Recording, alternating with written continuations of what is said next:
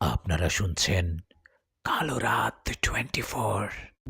আসসালামু আলাইকুম, কেমন আছেন সবাই? আজ চলে আসলাম ভিন্ন রকম পুরীর গল্প নিয়ে। গল্পটা শুরুতে ফানি হলেও পরে রহস্যে ভরা, তাই শেষ পর্যন্ত শুনুন, অনেক ভালো লাগবে। যারা আমার চ্যানেলে নতুন তারা চ্যানেলটি সাবস্ক্রাইব করে দিন। আমি শুরু করছি মরিয়মপুরীর গল্প।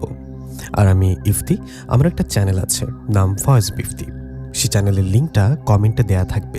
সবাই প্লিজ একটু শুনবেন ভিডিওগুলো এবং সাবস্ক্রাইব করে দিবেন। ধন্যবাদ সবাইকে। চলুন গল্পে যাওয়া যাক। এই যে শুনুন শুনুন না। অচানক একটা মেয়েটাকে পেছনে ঘুরে তাকালাম। তখন পেছনে থাকা মেয়েটা বলল, কি খাচ্ছেন? মেয়েটার কথায় রাগ করে বললাম, চোখ নেই নাকি, দেখতে পাচ্ছেন না সিগারেট খাচ্ছি। তখন মেয়েটা মুচকে এসে বলল, না, আমি তো এটা চিনি না, আমি তো পড়ি, মানুষ হলে চিনতে পারতাম। মেয়েটার কথায় হা হা করে হেসে বললাম, কি আপনি পড়ি? এ বলে আবারও হাসি দিয়ে বললাম, উনি নাকি পড়ি। এই যে শুনুন, আমি সিগারেট খাচ্ছি, গাঁজা না যে উল্টাপাল্টা দেখব। আমার কথায় মেয়েটা বলল, এভাবে হাসলে লোকে পাগল বলবে, বিশ্বাস হচ্ছে না বুঝি? কথাটা বলি মেয়েটা বাতাসে মিশে গেলেন, গিয়ে আবার আমার সামনে আসলেন। মেয়েটা বাতাসে মিশে গিয়ে আবার সামনে আসায় আমি একটু ভয় পেয়ে বললাম, ও মা গো, এ তো সত্যি পুরি। ওই পুরি, আমার কিছু করবেন না। আমার হাতে সিগারেট আছে, সিগারেটের আগুন লাগিয়ে দিব। আমার কথায় পুরি বললেন, তুই যে সিগারেট খাস এটা তোর বাবা মা জানে? তখন আমি মাথা নাড়িয়ে বললাম, না, জানে না। আমার কথায় পরি বললেন, যদি আমি তোর মা বাবাকে বলে দিই কেমন হবে? তখন আমি বললাম, একদমই ভালো হবে না, বাবা হেবি মারবে আমাকে। সিগারেট খেতে গিয়ে এর আগে ধরা খেয়ে 2বার মার খেয়েছি, 3বার আর খেতে চাই না। তখন পরি বললেন, আমি তো বলবোই, চল চল বাড়িতে চল, তোর বাবা মাকে বলে দেই তুই সিগারেট খাচ্ছিস। এই যে কী সব আবল তাবল বলছেন? আমি সিগারেট খাই, আমার বাবা মাকে বলে আপনার কী লাভ, আপনি জানতো? না, যাব না, তোর সাথে তোর বাড়িতে যাব। পরীর কথা ওর দিকে তাকিয়ে বললাম, কেন? আমার বাড়ি কি শ্মশান ঘাট নাকি কবরস্থান যে যেতে হবে? আরে, তোর বাড়িতে যাব তোর বিষয় তোর বাবা মাকে বলতে। বারবার এভাবে বলায় রাগ করে বললাম, বোন তুই যা তো। আমি তোর বোন? হ্যাঁ, তুই আমার বোন, এখন যা। আমার কথায় পরে বললো, আমি তোর বোন হলে তুই আমার ভাই। দাঁড়া, বাবা মাকে গিয়ে বলে দেই তুই সিগারেট খাচ্ছিস। আরে, ঘুরে ফিরে একই কথা বলে যাচ্ছে। তুই কি যাবি নাকি আগুন লাগিয়ে দিব তোর গায়ে? তখন পরে বলল, পারলে দেখি, তোকে শূন্যে তুলে ফেলে দিব। আমি কার পাল্লায় পড়লাম রে? আচ্ছা, তুই পুরী হয়ে এত মানুষ থাকতে আমার পেছনে লাগলি কেন? আমি কি এমন পাপ করলাম? তখন পরে বললেন, এই যে সিগারেট খাচ্ছিস এটাই তো পাপ। আরে, আমি কোথায় যাই? আচ্ছা, সিগারেট খাচ্ছি তুই দেখছিস, ওকে, তোর কাছে মাফও চাইলাম, ওকে মাফ করে দে রে মা। মাকে? মা, আমি কি তোর মা? তোর বাবাকে আবার কবে বিয়ে করলাম? পুরীর কথায় সিগারেট ফেলে দিয়ে মাথায় হাত দিয়ে বললাম, তুই আসলে চাইছিসটা কি বলতো? তোর মাথায় কি সমস্যা আছে নাকি? আমার এরকম কথায় পরি বললেন, এই তো আসল কথায় আসছিস, আমি একটা জিনিস জানতে চাই। পরীর কথায় ওর দিকে তাকিয়ে বললাম, কি জানতে চাইছিস বল? তখন পরি বললেন, তোদের বাড়ির পাশে যে বাড়ি, সে বাড়ির মেয়েটার ফোন সামনে রেখে কি জানি বলে আবার নাচানাচি করে। ও আসলে ওসব কি করে আমাকে বল। পরীর কথা একটু চিন্তা করে বললাম, তুই কার কথা বলছিস? আমার পাশের বাড়ি আমার চাচাতো বোন বিউটির কথা বলছিস নাকি? ও তো টিকটক করে, ফোন সামনে রেখে গান বলে, কখনো বা নাচানাচি করে, ওটাকে বলে টিকটক। আমার কথায় পরি হেসে বললেন, বা তাহলে আমিও টিকটক করব। পরি টিকটক করবে শুনে আমি হাসতে হাসতে শেষ। আমার হাসি দেখে পরি বললেন, বেশি হাসিস না, নইলে মুখে মরা ইঁদুর ঢুকিয়ে দিব। ছি ওয়াক্থু, তুই টিকটক করবি শুনে হাসবো না তো কি করব? আরও টিকটক করে মানুষেরা, জিনপুরীরা না। তখন পরি বললেন, কে করে কিনা জানি না, আমি করব। পরির কথায় আমি বললাম, ঠিক আছে করো। আমার কথার জবাবে পরি বললেন, কিভাবে করব? আমার কাছে তো মেশিনটা নেই যেটা সামনে রেখে নাচানাচি করে। আরে, ওটাকে মেশিন বলে না, ওটাকে বলে মোবাইল ফোন, ফোন বলে। তখন পরি বলে, হ্যাঁ, ফোন তো নেই। তখন আমি বললাম, ফোন নেই তো কি, আমি কি করব? আমার কথায় পরি বলল, মানে তুই এনে দিবি? কি? আমি ফোন এনে দেবো মানে? 1 মাস মা বাবার কাছে ঘ্যান ঘ্যান করার পর আমার ফোন কিনে দিয়েছে, এখনো মায়ের কাছে টাকা নিয়ে এমবি কিনি? আমি টাকা কোথায় পাবো যে তোকে ফোন কিনে দিব? আমার কথা শুনে পরি বললেন, তা তো জানি না, তুই ফোন এনে দিবি, না দিলে তোর পিছু ছাড়বো না। পিছু ছাড়বি না মানে কি, কোথায় যাবি? তখন পরি বললেন, তোর সাথে তোর বাড়িতে যাব। হ্যাঁ, তাতে আমার কি? আমার কথা জবাবে পরি বললেন, আমি কি তোর সাথে এমনি এমনি যাবো? তোর বউ সেজে যাবো, গিয়ে তোর বাবা মাকে বলবো আমরা বিয়ে করে নিয়ে আসছিস আমাকে তুই। শুধু তাই না, বলবো আমার পেটে বাচ্চা, আমরা অনেক আগে থেকে সম্পর্ক করি। পরীর কথায় আমি অবাক হয়ে বললাম, কি শয়তান রে, আগে ভাবছিলাম মানুষরা দুষ্ট হয়, পরীরাও যে দুষ্ট হয় তা জানা ছিল না। আমার বউ সেজে আসবে, আয়, এতে আমারই ভালো হবে। আমি তো বেকার, বেকার ছেলেকে আর কে বিয়ে করবে? আয়, তোর মতো সুন্দরী বউকে নিয়ে গেলে বাবা মা খুশি হবে বরং। আমার কথায় পরি বললেন, আমাকে বোকা ভাবিস? আমি সুন্দর রূপে তোর বাবা মার সামনে গেলে তো এমন রূপ নিয়ে তোর মা বাবাকে আমাকে দেখে যেন বমি করে। তোর থেকে বয়স্ক এক মহিলার রূপ নিয়ে যাব। হায় রে, আমি কোন চিপায় পড়লাম। আমাকে এবার মতো মাফ করে দে আর আমাকে ছেড়ে চলে যা। আমার কথায় পরি বললেন, আগে ফোন দে তারপর যাব।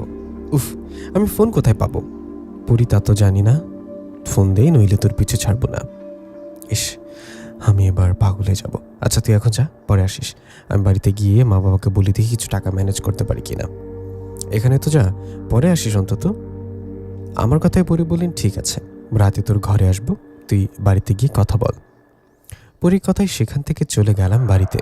বাড়িতে গিয়ে হাত মুখ ধুয়ে ঘরে গিয়ে বসে বললাম, উফ, বাঁচলাম বাবা। এই পরি যে কোথা থেকে আসলো, কিন্তু পরি তো আবারও আসবে। যাই, মা বাবাকে বলে দেখি কিছু টাকা দেয় কিনা। এইভাবে বাবার ঘরে গেলাম। সেখানে যাওয়ায় বাবা বললেন, কিরে, কিছু বলবি? বাবার কথা জবাবে আমি মাথা নাড়িয়ে বললাম, না মানে হ্যাঁ, আসলে বাবা, আমার ফোনটা পুরনো হয়ে গেছে, একটা ফোন কেনার জন্য টাকা লাগতো। আমার কথায় বাবা রেগে বললেন, কেন, হাতের ফোনটার কি হলো, ওটা চালা। তখনই বললাম, এটা তো পুরনো হয়ে গেছে, এটাতে হয় না, আমাকে টাকাটা দাও, কিনবো ফোন একটা। আমার বাবা বললেন, টাকা লাগবে তাই না, দে তোর হাতের ফোনটা দে। আমি কেন, আমার হাতের ফোনটা কেন? তখন বাবা বলল, তোর ফোন চালাতে হবে না, এটা কেড়ে নিব। বাবার কথা এবার আমি বললাম, থাক, আমার টাকা লাগবে না, এটা ফোন ভালো আছে। কথাটা বলে চলে গেলাম ঘরে। ঘরে গিয়ে শুয়ে রইলাম।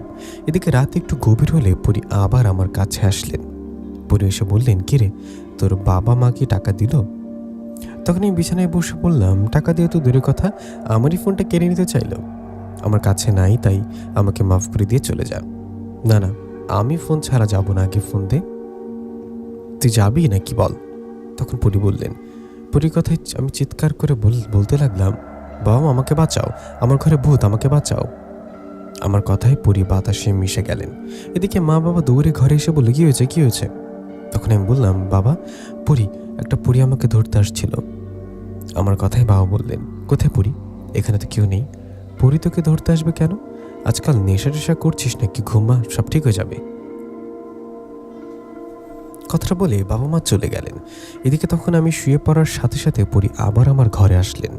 পরীকে দেখে আমি কিছু বলতে যাব, ঠিক তখনই পরি আমাকে ধরে উল্টো করে ফ্যানের সাথে ঝুলিয়ে দিলেন। আমি উল্টো হয়ে ফ্যানের সাথে ঝুলছি আর ছটফট করছি। ওদিকে তখন পরি বলছে, কিরে, চিৎকার কর, এখন তোর বাবা মাকে ডাক। পরি কথা ওকে বললাম, আমাকে নামা, উল্টো হয়ে থাকলে মুখ দিয়ে রক্ত আসবে, নামা আমাকে। না, নামাবো না, তোর শাস্তি এটা। তুই কেন চিৎকার করলি বল আগে। পরি কথায় আমি বললাম, আমার ভুল হয়েছে, মাফ চাচ্ছি তোর কাছে, এবার তো নামা। তখনও পরি বললেন, না, নামাবো না। এবার আমি বললাম, আরে না মা, বাথরুমে যাবো, জোরে হিসু পাইছে। আমার কথায় পরি হাসি দিয়ে বলল, কর, ওখানে হিসু কর, তোর পা উপরে মাথা নিচে, ওখানে হিসু করলে তোর মুখ এসে পড়বে। কথাটা বলে হাসতে লাগলেন পরি। এদিকে তখন আমি বললাম, বোন, দয়া করে নামা, আমার ভুল হয়েছে, আর চিৎকার করবো না, তোকে ফোন কিনে দেবো, নামা দয়া কর। আমার কথা এবার পরি আমাকে নিচে নামিয়ে বললেন, যা, বাথরুম থেকে আয়। পরি কথা মতো তাই করলাম। বাথরুম থেকে এসে বললাম, আচ্ছা, তোর টিকটক করার এত নেশা আসলো কই থেকে বলতো? একটা ফোনের জন্য আমার সাথে এসব করছিস? তখন পরি বললেন, আমি থাকি তোদের বাগানের আম গাছে, ওখান থেকে রোজ রোজ তোর চাচাতো ফোনকে টিকটক করতে দেখি, দেখতে দেখতে আমার ইচ্ছে করছে। পরি কথা আমি বিছানায় বসে বললাম, উফ, এই চাচাতো বোন টিকটকারটা তোমাকেও নষ্ট করে ছাড়লো। এই বলে পরীকে বললাম, আচ্ছা, তোর ফোন চাই তো? আমি বললাম, হ্যাঁ চাই। পরীর কথা জবাব আমি বললাম, তাহলে আমাকে বিয়ে কর। কি, বিয়ে করবো কেন? বিয়ে ছাড়া ফোন দিবি তুই? আরে বোঝার চেষ্টা করো, তুমি আমাকে অন্য সবার মতো বিয়ে করবা না, বিয়ের অভিনয় করবা, আমার বউ সেজে আসবা, মানুষের উপরে সংসার করবা, এতে তোমার থাকা হবে, খাওয়া হবে, আর ফোন কিনে টিকটক করা হবে। তোমাকে বউ সেজে নিয়ে আসলে বাবা মা টাকা দিবে ফোন কেনার জন্য, টিকটক করতে যত রাজি হও, নইলে কোনো উপায় নেই।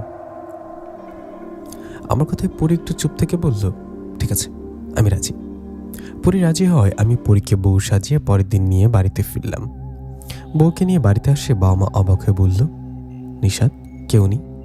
মা বাবার কথায় মাথা নিচু করে বললাম, বউ সাজে দেখতে পাচ্ছে, তাহলে জিজ্ঞাসা করছে কেন? ও আমার বউ, আমি বিয়ে করেছি। বিয়ে করেছিস মানে? বলা নিয়ে কনে হুট করে বলছিস বিয়ে করেছিস মানে কি? মানে আর কি, তোমরা না সবসময় বলতে আমি বেকার, আমাকে কেউ বিয়ে করবে না? এখন দেখো আমাকে বিয়ে করে কিনা। বিয়ে করে নিয়ে আসছিস, মেনে নাও, নইলে বাড়ি থেকে বেরিয়ে গেলাম। আমার কথায় বাবা বললেন, যা, বেরিয়ে যা। কি মানা করেছে কে? তখন আমি বললাম, নতুন বউয়ের সামনে অপমান করছি, সত্যি যাবো কিন্তু। আমার কথায় মা বাবাকে উদ্দেশ্য করে বললেন, তুমি থামো তো, ওরা তো বিয়ে করেই ফেলেছে, তাহলে আর কি করার, মেনেই নিই। তাছাড়া বৌমা দেখতে কত সুন্দর। যা বাবা, বৌমাকে নিয়ে ঘরে যা। মায়ের কথায় বাবা আমার বউ মানে পরীকে দিকে তাকিয়ে বললেন, কি চয়েস, সুন্দর মেয়ে আমার ছেলেকে বিয়ে করলে কোন দুঃখে। বাবার কথায় আমি মুখ বাঁকা করে বউকে নিয়ে ঘরে চলে গেলাম। এদিকে আমি বিয়ে করে বউ নিয়ে আসছি, তাই মা ভালো মন্দ খাবার রান্না করলেন। ভালো ভালো খাবার রান্না করায় রাতে আমি পুরি মা বাবা সবাই একসাথে খাবার খেলাম। খাবার খেয়ে চলে গেলাম ঘরে। ঘরে গিয়ে দরজা লাগিয়ে বিছানায় গিয়ে বসলাম। ওদিকে শাড়ি পরা অবস্থায় পুরি বসে আছে বিছানায়। পুরীকে দেখে আমি লজ্জা পেলে পুরি বললেন, কি হলো, এরকম করছিস কেন? তখন আমি বললাম, লজ্জা লাগছে, বাসর করবো তাই তো। আমার কথায় পুরি বললেন, বাসর? কিসের বাসর? বারে, আমরা না বিয়ে করলাম, তাহলে বাসর করবো না বুঝি? আমার কথায় পুরি বললেন, কিসের বাসর, এগুলো তো এমনি এমনি বিয়ে। পুরীর কথায় আমি বললাম, তাহলে এমনি এমনি বাসর করি। আমার এক কথায় পুরি দাঁড়িয়ে বললেন, বাসর করা খুব শখ হয়েছে তাই না? তোর কোলবাসের সাথে কর বাসর, আমার কাছে আসার চেষ্টা করবি না, কাছে আসলে উল্টো করে ঝুলিয়ে রাখবো। পুরীর কথায় আমি বললাম, আচ্ছা বাসর করবো না, ঠিক আছে, গল্প তো করো। আচ্ছা তোমার নামটা কি? তখন পুরি বললেন, মরিয়ম। ও মরিয়ম পুরি, নামটা বেশ ভালো। তোমার কি বাবা মা বা পরিবারে কেউ নেই? সেটা জেনে তুই কি করবি? তুই কি সত্যি আমার স্বামী, নাকি তোকে এত কিছু বলতে হবে? তোর কাছে ফোন নিব বলে তো তোর বউ সেজে আসছি, ফোন পেলে চলে যাব, অনেক রাত হয়েছে, ঘুমা। পরীর কথায় আমি বললাম, তুমি বিছানায় ঘুমাও, আমি নিচে ঘুমাচ্ছি। আমার কথায় পরি বললেন, বাবা খুব ভদ্র হইলি দেখি, তোর নিচে ঘুমাতে হবে না, তুই বিছানায় ঘুমা, আমি বাইরে থাকবো, সময় হলে চলে আসবো। কথাটা বলে মরিয়ম পরি বাতাসে মিশে গেলেন। এদিকে তখন আমি ঘুমিয়ে গেলাম। পরের দিন সকালে মাথা দরজার ঠকঠক আওয়াজ করতে লাগলেন। মাইন্ডটাকে ঘুম ভেঙে গেল আমার। ঘুম ভেঙে যেতে দেখলাম পরি ঘরে নেই। আরে, পরি তো বলেছিল সঠিক সময়ে চলে আসবে। পরীকে না দেখে বিছানায় বসে রইলাম। ওদিকে তখন মা বললেন, নিশা দরজা খোল, বৌমাকে বল বাইরে আসতে। মায়ের কথায় কি বলবো বুঝতে পারছি না। তখন বললাম, মা আসলে তোমার বৌমা বাথরুমে গেছে, আসলে বাইরে যেতে বলবো আসলে। তখন মা বললেন, কিন্তু বাথরুম তো বাইরে, ঘরের সাথে তো অ্যাডজাস্ট বাথরুম নেই। না মানে বাথরুম যাবে সেটাই বললাম, তুমি যাও, তোমার বৌমা আসছে একটু পর। তখন মা বলল, তুই এমন করছিস কেন, কিছু হচ্ছে নাকি, দরজা খুলতো। মায়ের কথায় কি করবো বুঝতে পারছি না। পরি কোথায়, এসব ভাবছি তখনই পরি ঘরে আসলো। পরি আসায় রেগে গিয়ে বললাম, কোথায় গিয়েছিলে, মা কখন থেকে ডাকছে। এবার পরি রূপ ছেড়ে মানুষের রূপে আসো, দরজা খুলতে হবে, মা ডাকছে। আমার কথায় পরি মানুষের রূপে আসে, আমি দরজা খুলে দিলাম। আমি দরজা খুলে দেয়াই মা ভেতরে এসে বলল, বৌমা দরজা খুলতে এতক্ষণ লাগলো কেন, কিছু হয়েছে কি? তখন পরি বলল, না মা কিছু হয়নি। তখন মা আর কথা না বাড়িয়ে বলল, ফ্রেশ হবার থাকলে হয়ে নাও, আমি তোমাদের জন্য খাবার বানিয়ে ঘরে দিয়ে যাচ্ছি। কথাটা বলে চলে গেলেন মা। এদিকে তখন আমি পরির দিকে তাকিয়ে বললাম, কোথায় গিয়েছিলে? বাড়ি গিয়েছিলে বুঝলাম, সময় মতো ফিরে আসবা না, আর একটু তো ধরা খেয়ে যেতাম। কি একটা টেনশনে ছিলাম। এখন যাও গোসল করে আসো। কেন গোসল করবো কেন? পরি কথা আমি বললাম, গোসল না করলে মা বাবা সন্দেহ করবে, ভাববে আমাদের মাঝে ঝগড়া কিনা, বাসর করলে গোসল করতে হয়। আমার কথায় পরি বললেন, কিন্তু আমরা তো বাসর করিনি, তুই তো কোলবালিশ নিয়েছিলি, কোলবালিশকে এনে গোসল করা। দেখো মজা করো না, ফোন নিতে চাইলে যা বলছি করো, গোসল করে আসো, আমিও তারপর বাবাকে বলে টাকা দিব। আমার কথায় পরি আর কথা না বাড়িয়ে গোসল করে আসলেন। এদিকে আমিও গোসল করে ঘরে আসলাম। তখন মা আমাদের জন্য খাবার নিয়ে আসলেন। খাবার নিয়ে আসায় দুজনে বসে খাবার খেলাম। খাবার শেষে পরীকে বললাম, চলো বাবার কাছে যাই, গিয়ে বলি ফোন কিনবো, টাকা দিতে। আমার কথাই পরি আমার সাথে গেলেন বাবার ঘরে। বাবার ঘরে যাবার পর পরি বাবাকে সালাম দিলেন। এদিকে তখন আমি বাবাকে ভয় ভয় বললাম, বাবা আসলে একটা কথা বলতে আসলাম, রাগ করবে কি না? হয়েছে কি, তোমাদের বৌমার তো ফোন নেই, বলছিলাম ওকে যদি একটা ফোন কিনে দিতে। আমার কথায় বাবা আমার দিকে তাকিয়ে বললেন, আমরা কিভাবে ফোন কিনে দিব? ফোন তো কিনে দিবি তুই। যা, বোমাকে রেডি হয়ে নে, আমি তোর মাকে দিয়ে 20,000 টাকা পাঠিয়ে দিচ্ছি। বোমাকে নিয়ে মার্কেটে গিয়ে একটা ফোন কিনে দে। বাবার কথায় খুশি হয়ে চলে গেলাম ঘরে। ঘরে গিয়ে নাচতে নাচতে বললাম, কাজ হয়ে গেছে, তুমি রেডি হও, তোমাকে নিয়ে যাবো ফোন কিনে দিতে। আমার কথায় পরিও খুশি মনে রাজি হয়ে রেডি হয়ে নিলেন। তখন মা টাকা নিয়ে আসায় পরীকে নিয়ে মার্কেটে গেলাম। মার্কেটে গিয়ে ফোনের দোকানে ফোন কিনতে ঢুকলাম।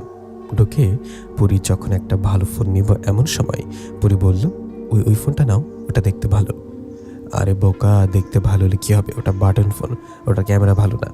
আমি যেটা নেই এটা নিতে দাও, আর দয়া করে চুপ করে থাকো। কেউ যদি বুঝতে পারে তুমি পড়ি তো কবিরাজটিকে এখানে বন্দি করে রাখবে। আমার কথায় পরি চুপ করে রইলেন।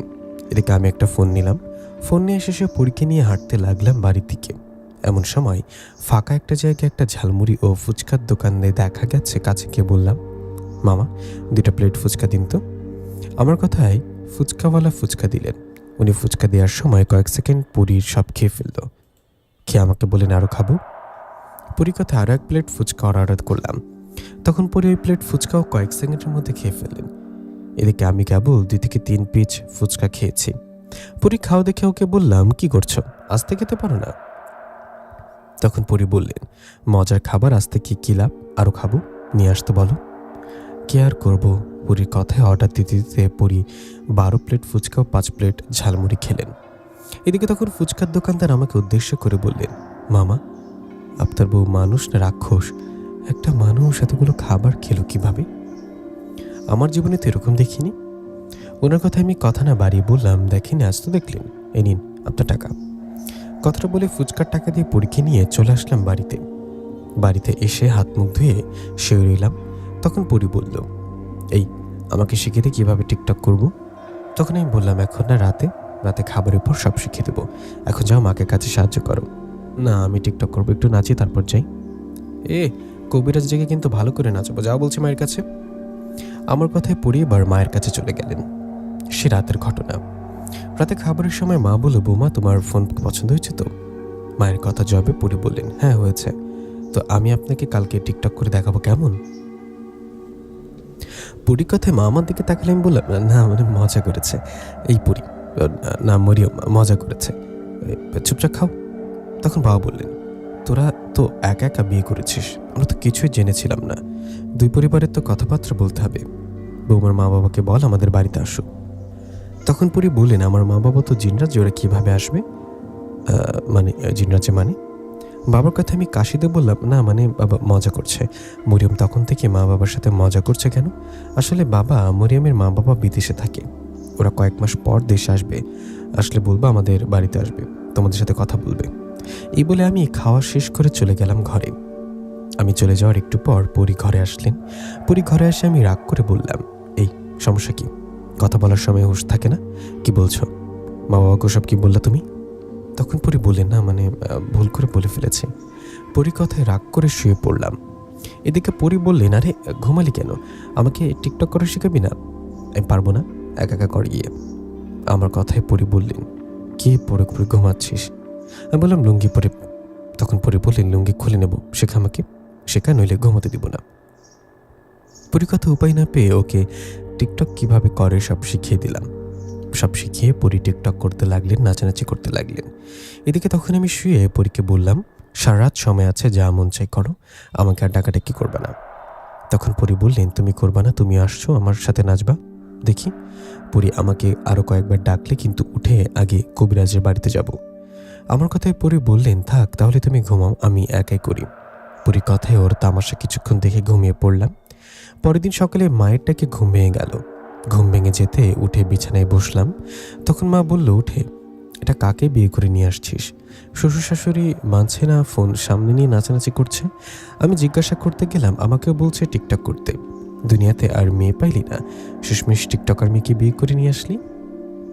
মায়ের কথায় একটু চুপ থেকে বললাম, মা আসলে তো এখনো বাচ্চা, সেরকম বোঝে না, আস্তে আস্তে সব ঠিক হয়ে যাবে। তোর বউ কি বাচ্চা?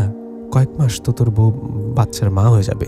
পাশের ঘরে যা, তোর বউকে থামা, তোর বাবা বাইরে গেছে, বাড়িতে এসে সব দেখলে মেরে ফেলবে। মায়ের কথায় উঠে পাশের ঘরে গিয়ে পরীকে রাগারাগি করলাম। আমার রাগারাগিতে পরী সব করা বন্ধ করলো। তখন আমি হাত মুখ ধুয়ে খাবার খেয়ে বাইরে গেলাম।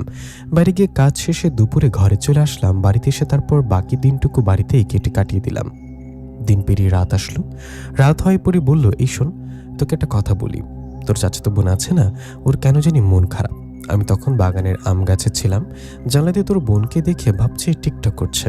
পরে অদৃশ্যভাবে ওর কাছে গিয়ে দেখলাম ও কান্না করছে। আমার যতদূর মনে হয় ও যে ছেলেটাকে ভালোবাসে, ওর সাথে কিছু একটা হয়েছে। তুই কাল ওর সাথে কথা বলিস তো, যদি কোনো ঝামেলা হয় তো আমাকে বলবে, আমি সাহায্য করব। পরী কথায় রাজি হয়ে ঘুমিয়ে গেলাম। পরের দিন কথা মতো চাচাতো বোন বিউটির সাথে দেখা হলে ওকে বললাম, কিরে তোর কিছু হয়েছে নাকি, মন খারাপ দেখছি। আমার কথায় বিউটি বলেন, কই না তো, আমি ঠিক আছি। আমি তখন আবারও বললাম, তোর মন খারাপ বোঝা যাচ্ছে, কিছু হইলে বল, সমস্যা নেই। এবার আমার কথায় বিউটি কান্না করতে করতে বললেন, ভাইয়া আমি একটা ছেলেকে ভালোবাসতাম। এতদিন ওর বিষয় না জানলেও দুদিন আগে জেনেছি ওর নেশা করে, তাই ওর সাথে সব সম্পর্ক শেষ করতে চাইছি। তখন ও আমাকে ভয় দেখাতে শুরু করে এবং ওর সাথে ব্রেকআপ করলে ও মারা যাবে, বিষ খাবে। এছাড়া আমাকে বলে রাস্তায় দেখা হলে আমাকে মারবে।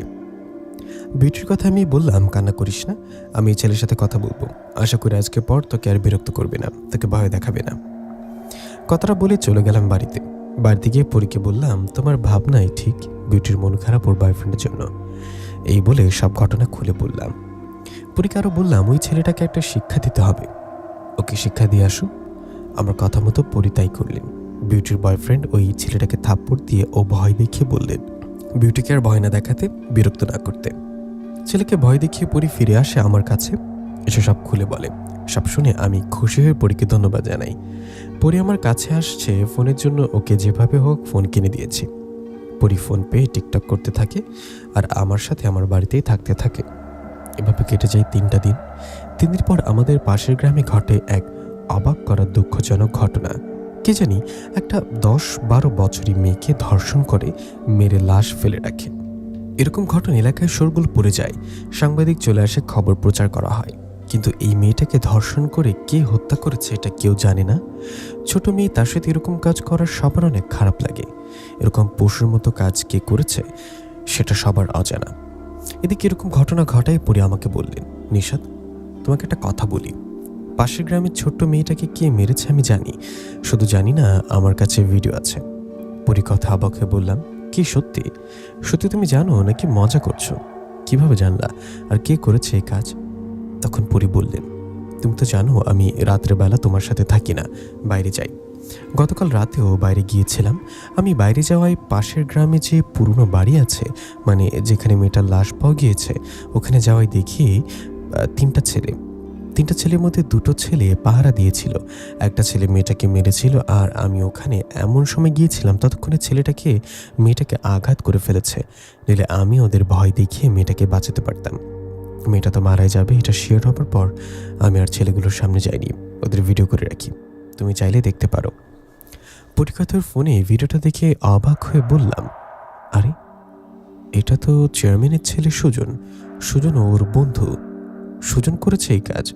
তখন পরি বললেন, হ্যাঁ, ছেলেগুলো নেশা করে মাতাল হয়েছিলেন। মেয়েটা সন্ধ্যার পর ওর বাবার দোকান থেকে বাড়িতে আসার সময় ওরা ধরে নিয়ে গেছে। আমি পরে খোঁজ নিয়ে জানতে পেরেছি। পরির কথায় মাথায় হাত দিয়ে বসে পড়লাম। চেয়ারম্যানের ছেলে এরকম একটা কাজ করতে পারছে, মেয়েটা কত অসহায় ছিল। চেয়ারম্যানের ছেলে সুজনের বিচার হবে। হ্যাঁ, আমি সবাইকে বলবো চেয়ারম্যানের ছেলে এই কাজ করছে। আমার কথায় পরি বললেন, তোমরা যা ভালো মনে হয় করো। পরি কথায় রাজি হয়ে তখনই চলে গেলাম চেয়ারম্যানের বাড়িতে। ওখানে গিয়ে সরাসরি চেয়ারম্যান সাহেবকে সব খুলে বললাম।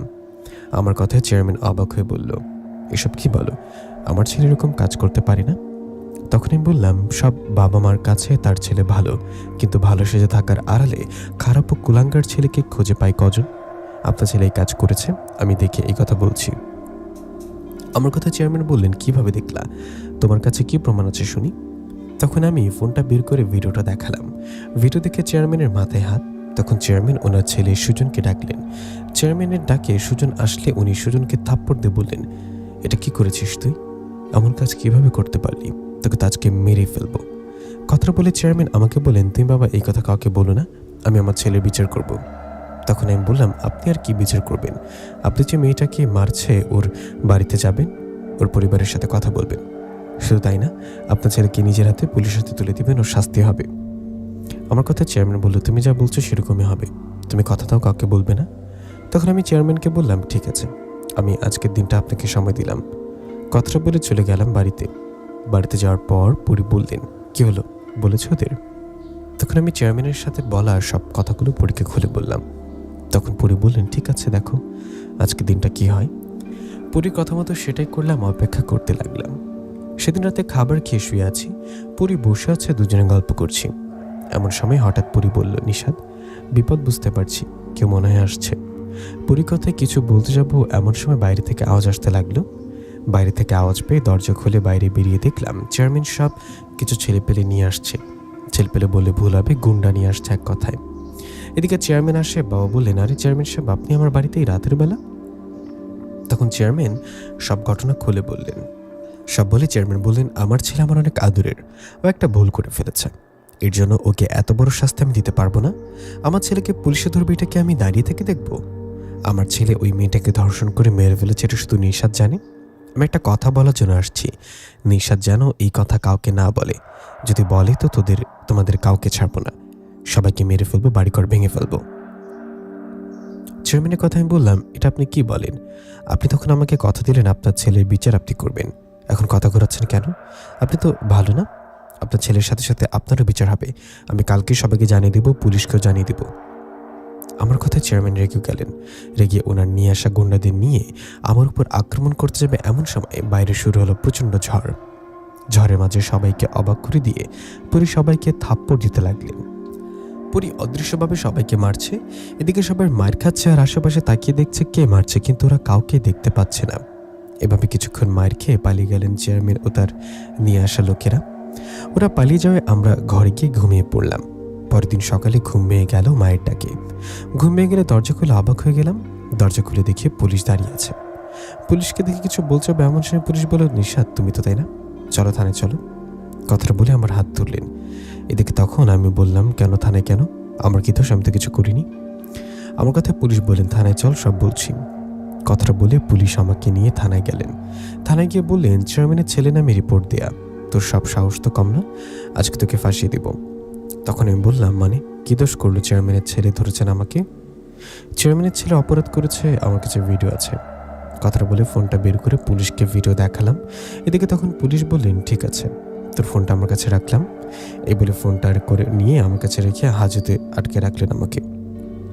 কি থেকে কি হয়ে গেল? দোষ করছে চেয়ারম্যানের ছেলে, ফেসে গেলাম আমি, এখন কি হবে? এসব ভাবতে ভাবতে সেই দিনটা থানায় কেটে গেল। দিন পেরিয়ে রাত আসায় পুলিশ আমাকে বললেন, কিরে এখন বল, চেয়ারম্যানের কথা কি কাউকে বলবি? ওর শাস্তি কি চাইবি? ওনার কথা আমি বললাম, সত্যর পথে সবসময় ছিলাম, থাকবো, চেয়ারম্যানের ছেলের বিচার হবে।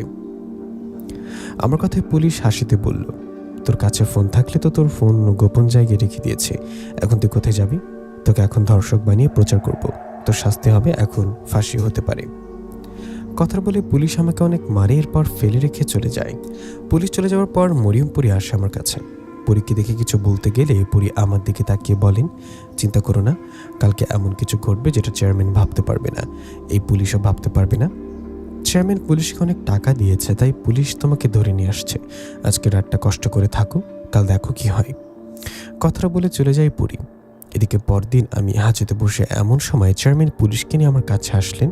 এসে হাসতে হাসতে বললেন, কিরে, বলেছিলাম না বেশি বাড়াবাড়ি করবি না, এখন উল্টো ফেসে গেলি তো, এখন ফাঁসির জন্য দিনগুণ। চেয়ারম্যানের কথায় আমি কিছু বলছে, এমন সময় আরও অন্য কয়েকটা পুলিশ আসলেন, সাথে ধরে নিয়ে আসলেন চেয়ারম্যানের ছেলে ও তার দুই বন্ধুকে। চেয়ারম্যানের ছেলেকে ধরে নিয়ে আসে ওই পুলিশগুলো বললেন, আমরা সরাসরি কোর্টের অর্ডার এসছে, মেয়েটাকে ধর্ষণ করা ও হত্যা করা চেয়ারম্যানের ছেলের ভিডিও সরাসরি কোর্টে পেশ করা হয়েছে। ওই পুলিশদের কথায় চেয়ারম্যান চোখ বড় বড় করে এখানকার পুলিশকে বললেন, পুলিশের বাচ্চা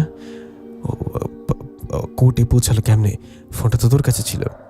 তখন সেই পুলিশ বললেন, হ্যাঁ আমার কাছে তো ছিল, গতকাল রাতে না আপনি আমার কাছে আসলেন, এসে ফোনটা নিয়ে গেলেন। তখন চেয়ারম্যান বলল, না আমি তো ফোন নেইনি, তুই কার কথা বলছিস? তখন পুলিশ বললেন, আপনি তো ছিলেন, আপনাকে তো দিয়েছে।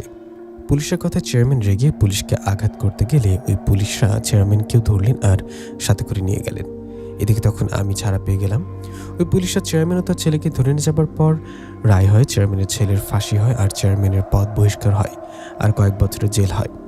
চেয়ারম্যান ও তার ছেলের এমন শাস্তিতে মেয়েটার পরিবার সহ গ্রামের সবাই খুব খুশি হয়। এদিকে সবার মতো আমিও খুশি হয়ে পরীকে ধন্যবাদ দিয়ে বলি, তোমার জন্য এসব হয়েছে, তুমি আমাকে অনেক সাহায্য করেছো। তুমি চেয়ারম্যান সেজে পুলিশের কাছে গিয়ে ফোনটা নিয়ে আসছো, তাই না? এসে কি মেয়েটার বাবা মাকে দিয়েছো? আমার কথা জবাবে পরি বললেন, আমি চেয়ারম্যান সেজে পুলিশের কাছে ফোনটা এনে তোমার মা বাবাকে দেই আর আমার বিষয়ে সব খুলে বলি। নিশাত, তোমার মা বাবাকে বলি আমি ওনাদের ছেলের বউ না, আমি একটা পরি। আমার কথা ওরা অনেক অবাক হন। পরে ওদের কাছে মাফ চাইলে ওরা মাফ করে দিয়ে আমার ফোনটা আমাকে দিয়ে মেয়েটার পরিবারের কাছে নিয়ে যায়। পরে সেই মেয়েটার মা বাবা ফোনটা নিয়ে কোর্টে পেশ করেন। এই বলে পরি তার ফোনটা আমাকে দিলে, নিশাত বলো, এ নাও তোমার ফোন, আমি আর ফোন চালাবো না। আমার মা নেই, বাবা আছে। আমার মা না থাকায় আমি মন খারাপ করে থাকতাম সবসময়। আমার মন মরা দেখে বাবা বলেন মানুষের দুনিয়া থেকে ঘুরে আসতে, এতে ভালো লাগতে পারে।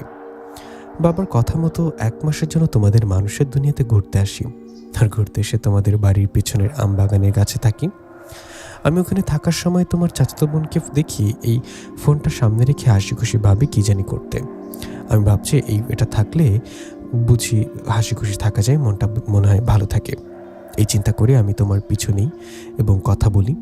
ফোন কিনে চাই, টিকটক করতে চাই, কিন্তু নিঃস্বাদ বিশ্বাস করো আমি এই কয়দিনে বুঝে গেছি টিকটকের নেশা কতটা খারাপ। টিকটক মানুষের জীবন বদলে দেয়, ভালো মানুষকে ধীরে ধীরে খারাপের দিকে নিয়ে যেতে থাকে।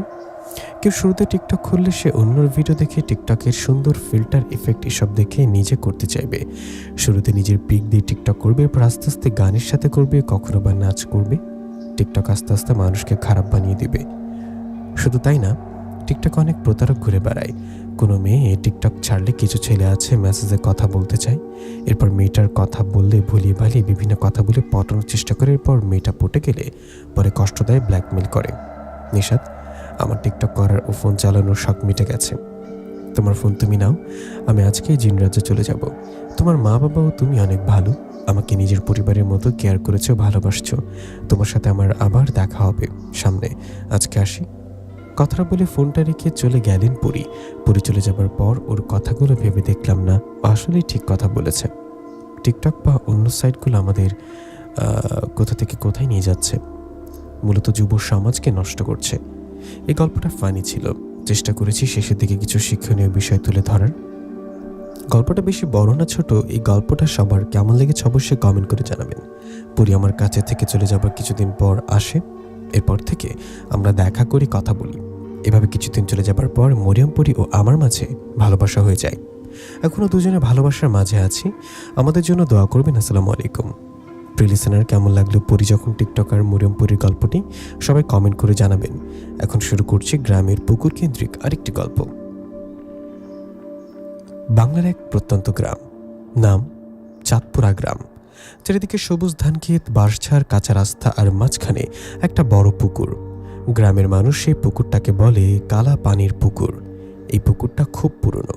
গ্রামের বয়স্করা বলে তাদের দাদারাও এই পুকুর দেখেছে, কিন্তু আশ্চর্যের বিষয় কেউ কখনো এই পুকুরের পুরো ইতিহাস জানে না।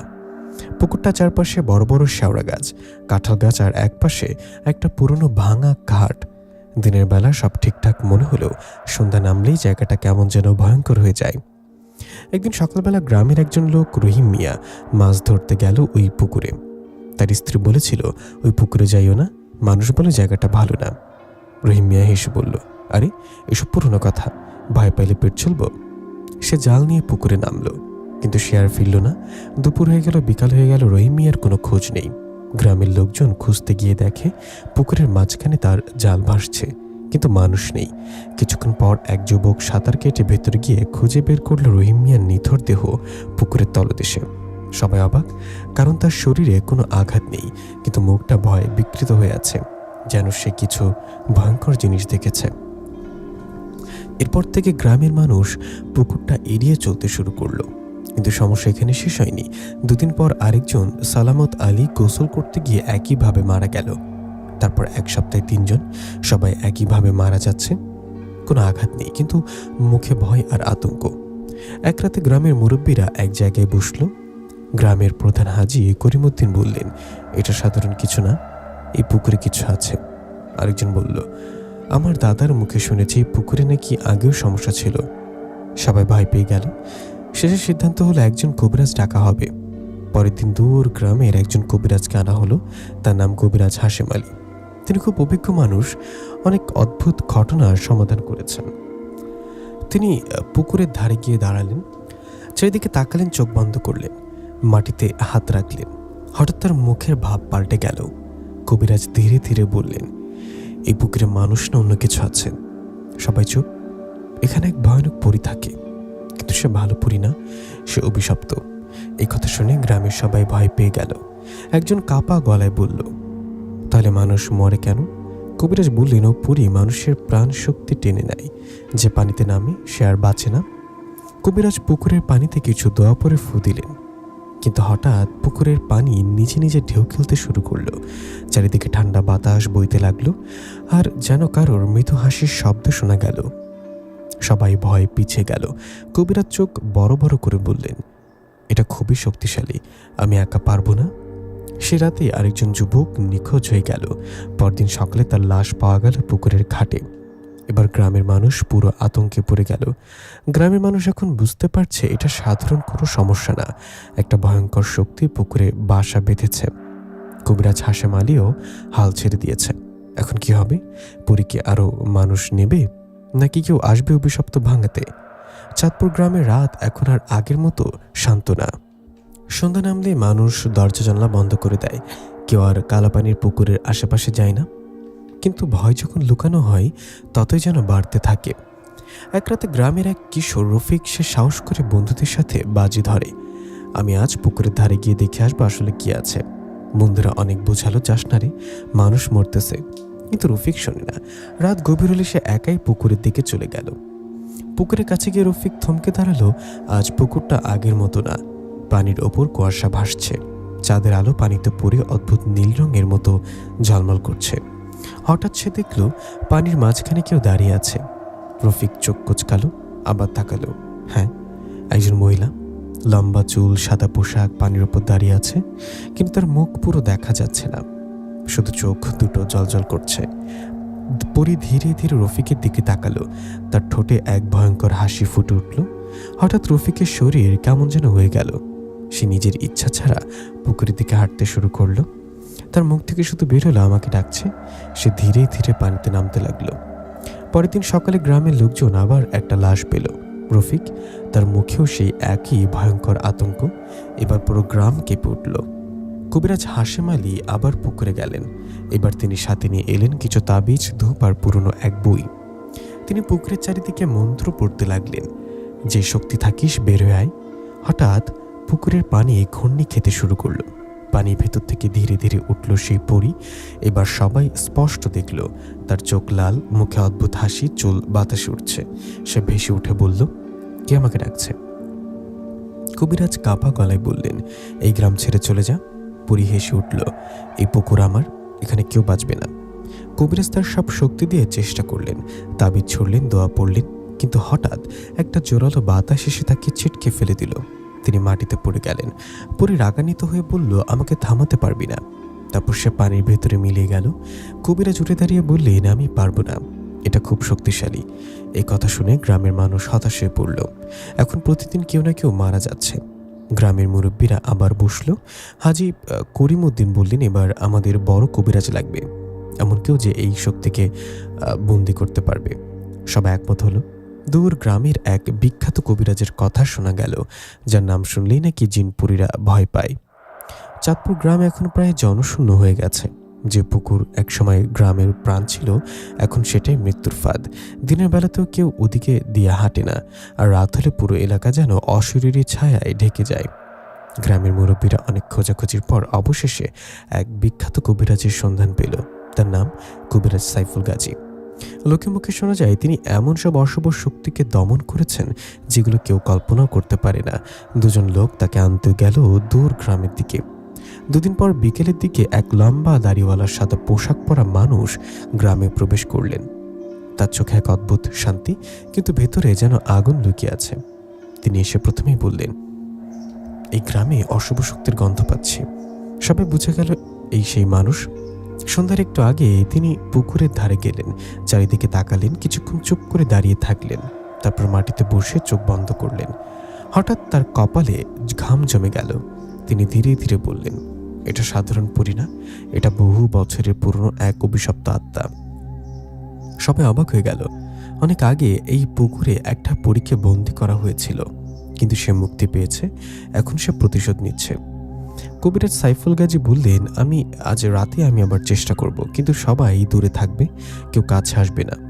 তিনি পুকুরের চারিদিকে লাল সুতোতে একটা বৃত্ত তৈরি করলেন, মাটিতে অদ্ভুত কিছু চিহ্ন আঁকলেন, আর কিছু তাবিজ চারপাশে বসিয়ে দিলেন। রাত নামলো, আকাশে মেঘ জমলো, হট হাওয়া ঠান্ডা হয়ে গেল। গ্রামের মানুষ দূরে দাঁড়িয়ে আছে, কারো সাহস নেই কাছে যাওয়ার। হঠাৎ পুকুরের পানি কাঁপতে শুরু করলো। ঘূর্ণি উঠল, আর সেই ঘূর্ণির মাঝখান থেকে ধীরে ধীরে উঠে এলো সেই ভয়ঙ্কর পরী। পরী চিৎকার করে বলল, কে সাহস করেছে আমাকে আবার ডাকতে? কবিরাজ সাইফুল গাজী শান্ত গলায় বললেন, তোর অত্যাচার শেষ হবে আজ। পরী হেসে উঠল, তুইও পারবি না? কবিরাজ মন্ত্র পড়তে শুরু করলেন, তার কণ্ঠস্বর গম্ভীর হয়ে উঠল। হঠাৎ চারিদিকে বাতাস ঝড়ের মতো বইতে লাগলো। পরী রেগে গিয়ে পানির ঢেউ তুলতে আঘাত করলো, কিন্তু সে ঢেউয়ের বৃত্তের বাইরে যেতে পারল না। পরী আকাশে উঠে গেল, তার চুল বাতাসে উঠছে, চোখ আগুনের মতো জ্বলছে। সে চিৎকার করে বলল, আমি কাউকে ছাড়ব না। তারপর অদৃশ্য হয়ে গেল হঠাৎ করে। কবিরাজ হঠাৎ কেঁপে উঠলেন, মনে হলো কেউ তাকে অদৃশ্যভাবে আঘাত করছে। তিনি মাটিতে পড়ে গেলেন, কিন্তু আবার উঠে দাঁড়ালেন। আমি হার মানব না। তিনি একটা শক্তিশালী তাবিজ বের করলেন, মন্ত্র পড়তে লাগলেন। হঠাৎ পুকুরের পানি দুভাগে ভাগ হয়ে গেল, মাঝখানে যেন একটা অন্ধকার গর্ত দেখা গেল। সেখান থেকে ভয়ঙ্কর চিৎকার শোনা গেল। চাঁদপুরা গ্রামের মানুষ দূরে দাঁড়িয়ে শ্বাস বন্ধ করে তাকিয়ে আছে। পুকুরের মাঝখানে যেন এক অদ্ভুত যুদ্ধ চলছে। একদিকে কবিরাজ সাইফুল গাজী, আর অন্যদিকে সে ভয়ঙ্কর অভিশপ্ত পরী। কবিরাজ যখন মন্ত্র পড়ছিলেন, তখন পুকুরের পানি দুই ভাগ হয়ে গিয়েছিল। মাঝখানে দেখা যাচ্ছিল একটা অন্ধকার গর্ত, যেন কোনো গভীর জগতের দরজা। সেখান থেকে ঠান্ডা বাতাস বেরোচ্ছিল, আর শোনা যাচ্ছিল অসংখ্য মানুষের কান্নার শব্দ। কবিরাজ চোখ বন্ধ করে অনুভব করলেন, তারপর চিৎকার করে বললেন, আমি সব বুঝতে পারছি। গ্রামের লোকজন চমকে উঠল। তিনি বললেন, অনেক বছর আগে এই পুকুরে একটা পরী ছিল, সে মানুষদের ভালোবাসত। সবাই অবাক, কিন্তু গ্রামের কিছু মানুষ তাকে ধরে ফেলেছিল, তাকে ব্যবহার করতে চেয়েছিল নিজের স্বার্থে। পরী তখন দুর্বল ছিল, মানুষেরা তাকে মন্ত্র দিয়ে এই পুকুরের নিচে বন্দি করে রাখে। সে কাঁদত, সাহায্য চাইত, কিন্তু কেউ তাকে মুক্তি দেয়নি। ধীরে ধীরে তার ভালোবাসা বদলে ঘৃণা জন্মায়। কবিরাজ বললেন, বছরের পর বছর কষ্ট পেয়ে সে এখন অভিশপ্ত হয়ে গেছে, এখন সে শুধু প্রতিশোধ চায়। এই কথা শুনে হঠাৎ পুকুর কেঁপে উঠল। পরী আবার দেখা দিল, এবার তার রূপ আরো ভয়ঙ্কর, তার কণ্ঠে গর্জন। মানুষ সবাই বিশ্বাসঘাতক। সে ভয়ঙ্কর শক্তি দিয়ে চারিদিকে আঘাত করতে লাগলো। কবিরাজ সাইফুল গাজী উঠে দাঁড়িয়ে গেলেন দৃঢ়ভাবে, তুই ভুল পথে চলে গেছিস, এখন তোকে থামতেই হবে। তিনি শক্তিশালী মন্ত্র পড়তে শুরু করলেন, তার কণ্ঠে বজ্রের মতো শক্তি। তিনি মাটিতে আঁকা চিহ্নগুলোর উপর আগুন জ্বালালেন, চারিদিকে আলো ছড়িয়ে পড়ল। একটা অদৃশ্য শক্তি পরীকে ঘিরে ফেলতে লাগলো। পরী চিৎকার করে উঠল, না, আমি আবার বন্দী হব না। সে ঝড় তুলল, পানি আকাশে উঠে গেল, কিন্তু ধীরে ধীরে সেই শক্তির মধ্যে আটকা পড়তে লাগলো। কবিরাজ তার তাবিজ তুলে ধরলেন, শেষ মন্ত্র পড়লেন। হঠাৎ এক তীব্র আলো, তারপর সব শান্ত। পুকুরের পানি আবার স্বাভাবিক হয়ে গেল। সবাই ধীরে ধীরে এগিয়ে গেল। কেউ বিশ্বাস করতেই পারছে না সব শেষ। কবিরাজ ক্লান্ত হয়ে বসে পড়লেন। ওকে আবার বন্দি করা হয়েছে, কিন্তু মনে রাখবেন, এই জায়গাটা কখনো পুরোপুরি নিরাপদ না। তিনি বললেন, এই পুকুরে কেউ নামবেন না, আর কখনো এখানে কিছু করবেন না। সবাই মাথা নেড়ে সম্মতি দিল। কিছুদিনের মধ্যে গ্রামে আবার আগের মতো হয়ে গেল। মানুষ আসছে, কাজ করছে, মনে হচ্ছে যেন সব ঠিক হয়ে গেছে। কিন্তু এক রাতে পুকুরের পানিতে হালকা ঢেউ উঠল, আর খুব ক্ষীণ একটা কণ্ঠ শোনা গেল, আমি একা না, পরী বন্দী হয়েছে। গ্রাম শান্ত, কিন্তু শেষের কথা সবার মানে কি? আমি একা না, এর পেছনে কি লুকিয়ে আছে? চাঁদপুরা গ্রাম ধীরে ধীরে আবার স্বাভাবিক জীবনে ফিরছিল। মানুষ আবার কাজে যাচ্ছে, বাচ্চারা খেলছে, আর সবাই মনে মনে ভাবছে অভিশপ্ত হয়ে গেছে। কিন্তু তারা জানতো না এটা ছিল ঝড়ের আগের শান্তি। পরি বন্দী হওয়ার প্রায় 10 দিন পর এক রাতে গ্রামের আকাশ হঠাৎ অস্বাভাবিক হয়ে গেল। চাঁদ ঢেকে গেল কালো মেঘে। হাওয়া কেমন যেন ভারী হয়ে উঠল। পুকুরের পানি নিজে নিজে ঢেউ খেলতে শুরু করলো। সে রাতে গ্রামের এক বৃদ্ধ জলিল চাচা ঘর থেকে বের হয়ে দেখলেন পুকুরের পাশে একটা ছায়া দাঁড়িয়ে আছে, মানুষের মতো, কিন্তু পুরো মানুষ না, লম্বা অস্বাভাবিক চেহারা। জলিল চাচা ভয় পেয়ে বললেন, কে ওখানে? ছায়াটা ধীরে ধীরে তার দিকে ঘুরল। তার চোখ দুটো লাল আগুনের মতো জ্বলছে। সে কর্কশ গলায় বলল, আমার মা কোথায়?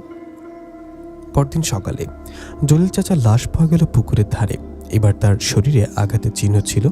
মনে হচ্ছিল কেউ তাকে শক্ত করে চেপে ধরেছিল। গ্রামের মানুষ আবার ভয়ে কাঁপতে শুরু করলো। একজন বলল, পরিতবন্দী, তাহলে এটা কে?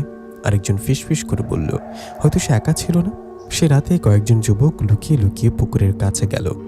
তারা দেখতে পেল পুকুরের পানি ওদের উপরে দাঁড়িয়ে আছে যুবক আকৃতির ভয়ঙ্কর সত্তা। তার চুল এলোমেলো, চোখ লাল। সে চিৎকার করে বলছে, আমার মাকে বন্দি করেছে কে? হঠাৎ সে হাত তুলল। পুকুরের পানি আকাশে উঠে গেল। চারিদিকে ঝড় শুরু হলো। গাছপালা তুলতে লাগলো। সে বলে, এই গ্রাম শেষ করে দেব আমি। তার কণ্ঠে এমন ভয়ঙ্কর শক্তি ছিল যে দূরে দাঁড়িয়ে থাকা মানুষ কেঁপে উঠল। গ্রামের কিছু মানুষ ভয় পেয়ে গ্রাম ছেড়ে চলে যেতে শুরু করলো, কিন্তু সবাই যেতে পারল না, কারণ রাত হলেই সেই অশুভ শক্তি ঘুরে বেড়ায়। প্রতিদিন রাতে কেউ না কেউ আহত হচ্ছে, কেউ নিখোঁজ হচ্ছে, আর পুকুরের আশেপাশে অদ্ভুত শব্দ শোনা যাচ্ছে। এই সময় গ্রামের মানুষ আবার কবিরাজ সাইফুল গাজীকে ডাকতে চাইল, কিন্তু তিনি তখন অন্য জায়গায় চলে গেছেন। কেউ তার খোঁজ পাচ্ছে না। গ্রামের মানুষ এখন পুরো অসহায়। একজন বলল, এবার আমাদের বাঁচানোর কেউ নাই।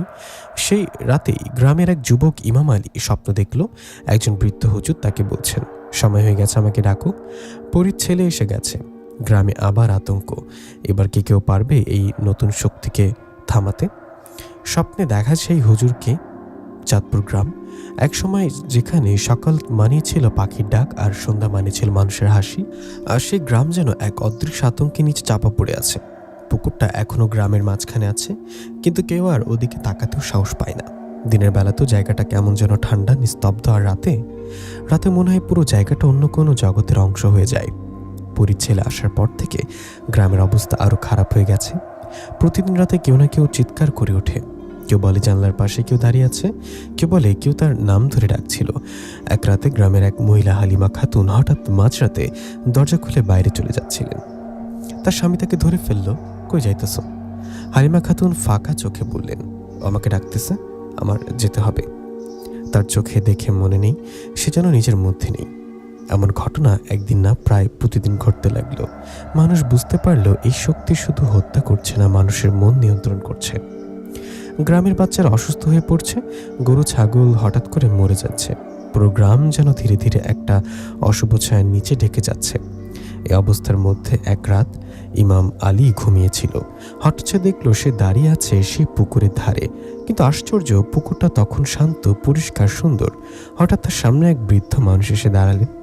সাদা দাড়ি, সাদা পোশাক, মুখে এক অদ্ভুত নূরের আলো। তিনি বললেন, ভয় পেও না। ইমাম আলী কাঁপা গলায় বলল, আপনি কে? বৃদ্ধ বললেন, আমি আসবো, কিন্তু তোমাদের ডাকতে হবে, সময় খুব কম।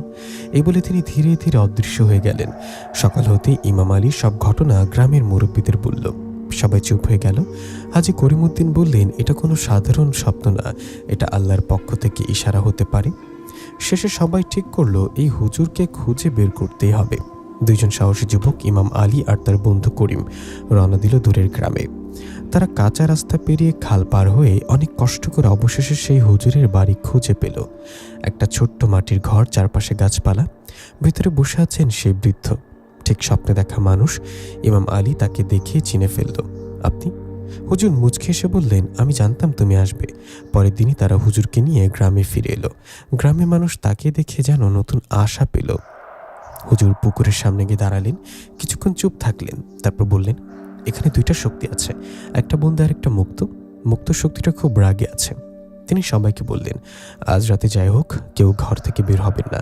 যা দেখবেন, যা শুনবেন, ভয় পাবেন না। রাত নামলো, আকাশে মেঘ, চাঁদ লুটিয়ে গেছে। হাওয়া ধীরে ধীরে ঠান্ডা হয়ে উঠল।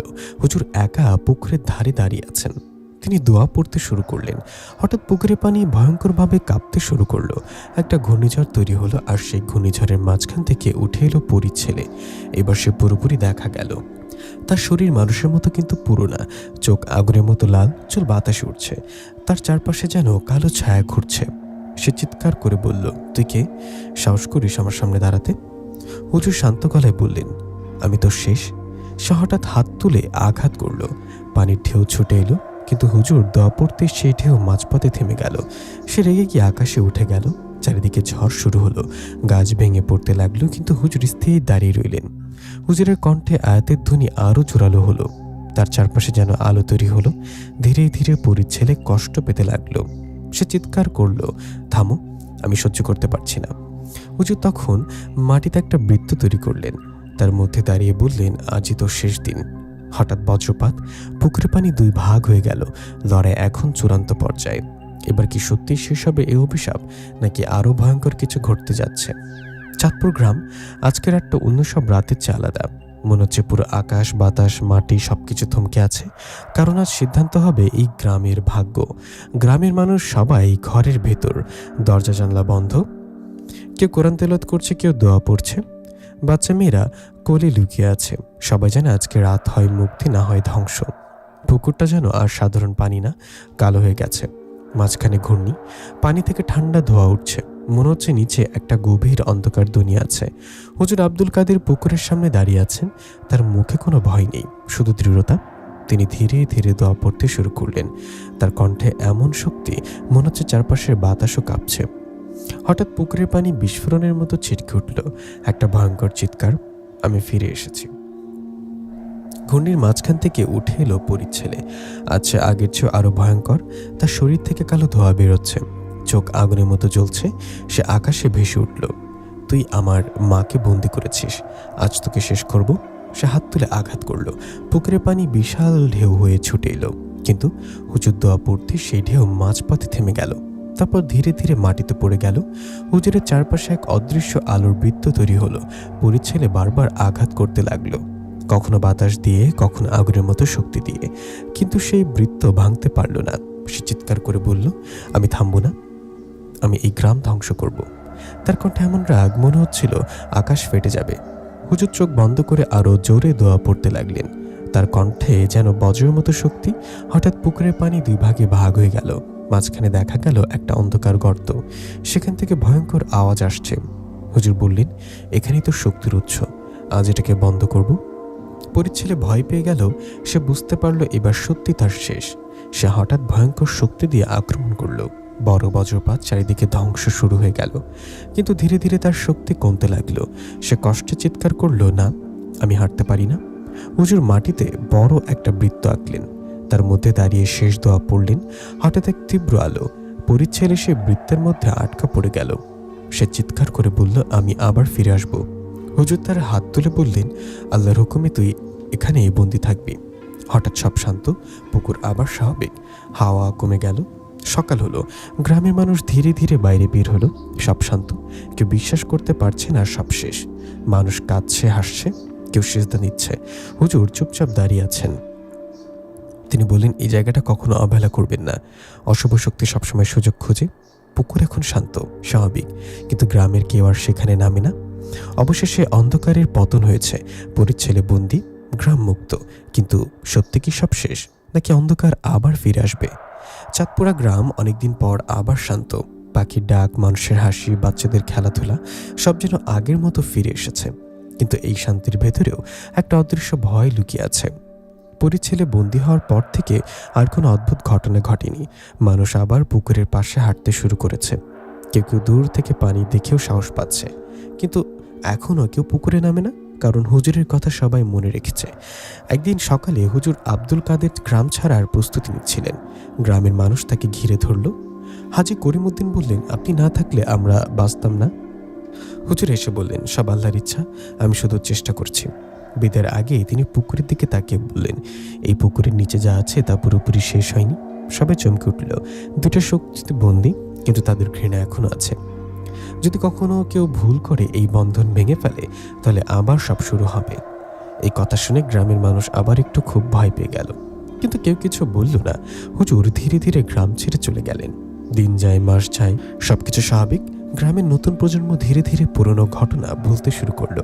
গ্রামের এক কিশোর নয়ন সে ছোট থেকে খুব কৌতূহলী। সে বড়দের মুখে শুনেছে পুকুরের গল্প, কিন্তু সে বিশ্বাস করে না এসব পুরনো কুসংস্কার। একদিন বিকেলে সে তার বন্ধুদের বলল, চল পুকুরের কাছে যাই। বন্ধুরা ভয় পেল, না রে, ওখানে যাওয়া ঠিক না। কিন্তু নয়ন একাই চলে গেল। পুকুরের কাছে গিয়ে সে থেমে গেল। আজ পুকুরটা খুব শান্ত, কিন্তু অদ্ভুতভাবে সুন্দর। পানিতে আকাশের ছায়া পড়েছে। নয়ন নিচে তাকিয়ে দেখলো পানির নিচে যেন কিছু একটা ঝলমল করছে। সে আরো কাছে গেল। সে একটা লাঠি দিয়ে পানিতে নাড়াতে লাগলো। হঠাৎ লাঠিটা কিছুর সাথে লেগে গেল। মনে হলো পানির নিচে কোনো শক্ত জিনিস আছে। হঠাৎ পুকুরের পানি কেঁপে উঠল। নয়ন ভয় পেয়ে পিছিয়ে গেল। তার কানে যেন একটা ফিসফিস শব্দ এলো, মুক্ত করো। সে ভয়ে চারিদিকে তাকালো, কেউ নেই। আবার সেই শব্দ, মুক্ত করো। নয়ন ভয় পেয়ে দৌড়ে পালিয়ে গেল। সে কিছুই বুঝতে পারছে না। সে রাতে পুকুরের পানিতে হালকা ঢেউ উঠল, আর খুব ক্ষীণভাবে দুটো ছায়া দেখা গেল। একটা কণ্ঠ, সময় আসছে, আর একটা কণ্ঠ, আমরা ফিরব। সবকিছু কি সত্যি শেষ, নাকি নতুন করে শুরু হতে যাচ্ছে আরো বড় বিপদ? চাঁদপুরা গ্রাম বাইরে থেকে দেখলো এখানে শান্ত স্বাভাবিক। ধান খেতে হাওয়া দোল খাচ্ছে, বাচ্চারা মাঠে খেলছে, বৃদ্ধরা চায়ের দোকানে গল্প করছে। কিন্তু এই শান্তির ভেতরে ধীরে ধীরে একটা অদৃশ্য অন্ধকার আবার মাথা তুলেছে। সে ঘটনার পর থেকে নয়নার আগের মতো নেই। রাতে সে ঠিকঠাক মতো ঘুমাতে পারে না। বারবার সেই শব্দটা তার কানে বাজে, মুক্ত করো। সে কাউকে কিছু বলতে চায়, কিন্তু ভয় পায় সবাই তাকে পাগল ভাববে। এক রাতে নয়ন হঠাৎ ঘুম থেকে উঠে বসে। তার চোখ ফাঁকা, মনে হচ্ছে কেউ তাকে ডাকছে। সে ধীরে ধীরে দরজা খুলে বাইরে বের হয়ে যায়। নয়ন যেন নিজের ইচ্ছায় না, কেউ তাকে টেনে নিয়ে যাচ্ছে পুকুরের দিকে। রাত গভীর, চারিদিকে নিস্তব্ধতা, শুধু পুকুরের পানি থেকে হালকা ঢেউয়ের শব্দ ভাসছে। নয়ন পুকুরের ধারে গিয়ে দাঁড়ায়, পানির দিকে তাকিয়ে থাকে। তার চোখে অদ্ভুত এক ঘোর। হঠাৎ পানির নিচে সে ঝলমলে জিনিসটা আবার দেখা গেল। এবার পরিষ্কার বোঝা গেল ওটা একটা তাবিজের মতো কিছু, যেটা পুকুরের নিচে পাথরের সাথে বাঁধা। এটাই সেই বন্ধন। পানির ভেতর থেকে কণ্ঠ এলো, আমাদের মুক্ত করো, আমরা তোমাকে শক্তি দেব। নয়নের মুখ ধীরে ধীরে বের হলো। কিভাবে? হঠাৎ তার হাত নিজে নিজে নড়তে শুরু করলো। সে পানিতে নামতে লাগলো, এক পা দু পা, পানি হাঁটু পর্যন্ত। ঠিক তখনই পেছন থেকে কেউ তাকে জোরে টেনে ধরলো। নয়ন, কি করছিস তুই? তার বড় ভাই তাকে ধরে ফেলেছে। নয়ন হুঁশে ফিরে এলো। সে কাঁপতে লাগলো। পরদিন সকালে নয়ন সব ঘটনা খুলে বলল। গ্রামের মানুষ আবার আতঙ্কে পড়ে গেল। হাজি করিমউদ্দিন বললেন, আমরা ভুলে গিয়েছিলাম, কিন্তু অশুভ শক্তি ভোলে না। আরেকজন বলল, হুজুর ঠিকই বলেছিল। সবাই সিদ্ধান্ত নিল আবার হুজুরকে ডাকতে হবে। ইমাম আলী আবার বের হলো তাকে খুঁজতে। অনেক খোঁজাখুঁজির পর অবশেষে তাকে পাওয়া গেল। হুজুর আবার গ্রামে এলেন। এবার তার মুখ আরো গম্ভীর। তিনি পুকুর দেখে বললেন, তোমরা বড় ভুল করতে যাচ্ছিলে। তিনি বললেন, বন্ধন দুর্বল হয়ে গেছে, যদি এটা ভেঙে যেত তাহলে দুজনই মুক্ত হয়ে যেতা। সবাই কেঁপে উঠল। তিনি বললেন, আজ রাতেই শেষ কাজটা করতে হবে। এবার শুধু বন্দি না, চিরতরে শেষ করতে হবে। রাত নামলো, পুকুর আবার কাঁপতে শুরু করলো। এবার পানির নিচে দুটা ছায়া দেখা গেল, পরি আর তার ছেলে। দুজনে জেগে উঠছে। হুজুর দোয়া পড়তে শুরু করলেন। চারিদিকে আলো ছড়িয়ে পড়ল। পুকুরে পানি ঘূর্ণি খেতে লাগলো। পানির ভেতর থেকে চিৎকার, আমরা ফিরব, এবার কেউ আমাদের থামাতে পারবে না।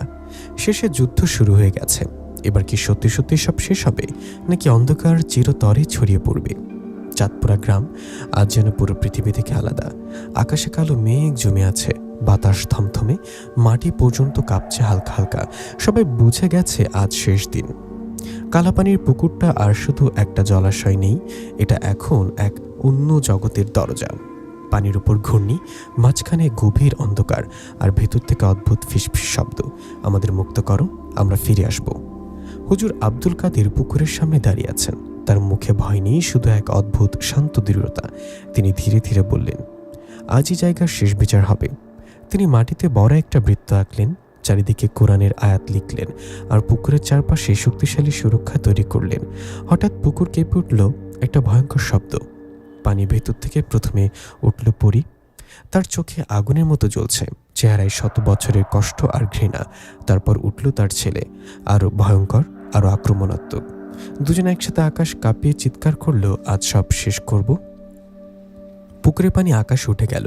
ঝড় শুরু হলো, গাছ উপড়ে পড়ছে, মাটি কাঁপছে, চারিদিকে অন্ধকার ঢেকে যাচ্ছে। হুজুর চোখ বন্ধ করে দোয়া পড়তে শুরু করলেন।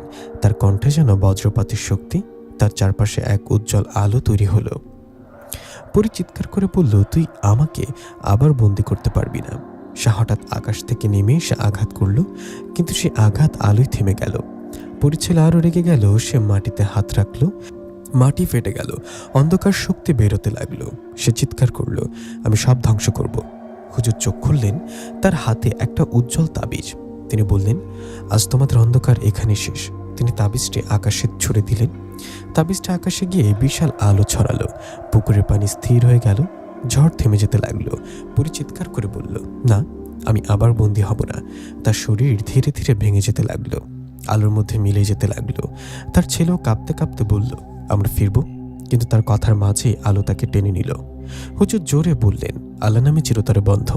হঠাৎ বিশাল আলো, পুকুরের মাঝখানে গভীর ফাটল বন্ধ হয়ে গেল, সব শান্ত, আকাশ পরিষ্কার, মেঘ চলে গেছে, সূর্যের আলো ধীরে ধীরে গ্রামে পড়ছে। গ্রামের মানুষ বাইরে বের হলো, কেউ কাঁদছে, কেউ সেজদা দিচ্ছে, কেউ হাসছে, সবাই বুঝে গেল অভিশাপ শেষ।